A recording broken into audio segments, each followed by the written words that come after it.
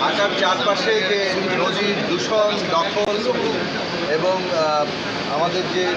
জলাশয়গুলোর অবস্থা, তারপরে ঢাকা শহরের যে খালের অবস্থা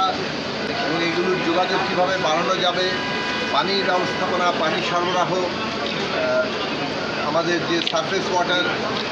মাটির নিচের পানি আমরা বেশি তুলছি, সারফেস ওয়াটার কীভাবে ব্যবহার করা যাবে,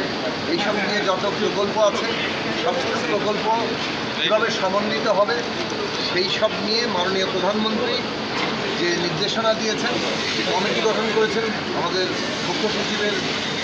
নেতৃত্বে, সেই কমিটির সাথে আজকে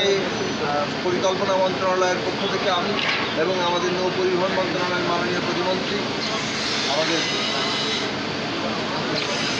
রাজীব আহমেদ, তিনি আমরা এই আরও অনেক বেশ কয়েকটি মন্ত্রণালয়ের সচিব মহোদয়রা আমাদের সাথে আছেন, তারা আমরা এই পুরো এলাকাটা দেখেছি এবং এখানে